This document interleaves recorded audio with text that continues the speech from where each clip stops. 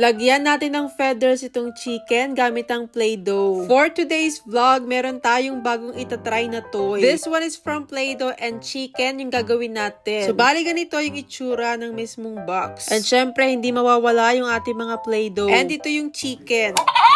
And yes, meron din siyang sounds. Bukod sa chicken, meron din siyang iba pang included sa box. And makikita nyo mamaya kung para saan yan. For the Play-Doh, merong white, yellow, blue, and red. Prepare ko na din para matawag ko na ang twins. Excited na nga din. Tuwang-tuwa si Charlie and Chino dun sa sound. Kaya paulit-ulit na ginawa. Kapag pinapress down mo kasi yung chicken, merong sound.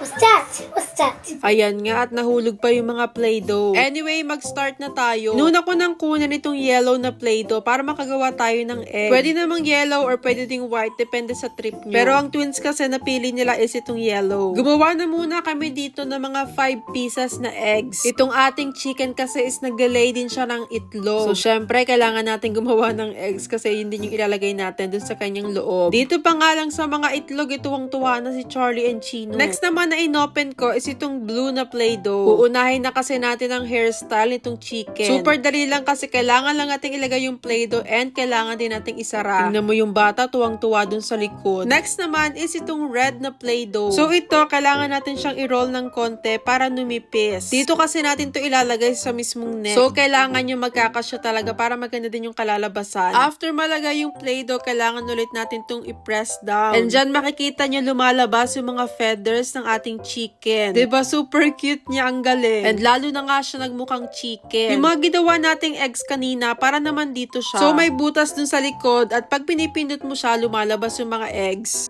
Dinosaur egg. Put the eggs. Ito namang si Chino, dinosaur eggs pa rin ang nasa isip. Perfect to sa kids kasi pwede nyo siyang paulit-ulit na gawin. And kung napansin nyo din kanina, meron itong kasamang razor. Kasi after nating patubuin yung feathers, pwede natin siyang putulin. Diba? Pwede nyo i-shave yung neck. And dito tuwang-tuwa itong si Charlie and Chino. Kasi finally, nakakabawi daw sila. Sila naman yung nagbibigay ng haircut. Taking this going haircut. Pwede nga din pala kayong mag-mix ng colors. Pinaghalo ko dito yung blue tsaka yung yellow para magmukha siyang green. And ginamit ko tong molder kasi ito daw yung food nitong ating chicken. Pinakain na nga ng twins kasi baka nagugutom na. O diba parang nagkaroon pa tuloy sila ng alaga. Sunod na naisip naman ni Charlie is i-shave yung mismong head. Tapos nagawa din siya dyan ng bola. And this time, nagawa ulit kami ng hair pero kulay green. Kung gusto nyo iba't iba yung kulay, syempre pwede din. Gumawa na nga din pala ako dito ng buntot. Nag-try din ako gumawa ng feathers itong chicken pero iba't iba yung kulay. Kaso ayan, shinave din ni Chino. Cute pa rin naman yung chicken pero mas bet ko siya dun sa unang kulay. Yung red lang talaga yung kanyang neck. At syempre, tinry ko ding mag-shave ng kanyang feathers. Kaso ayun, pinakain ng twins ng eggs yung chicken.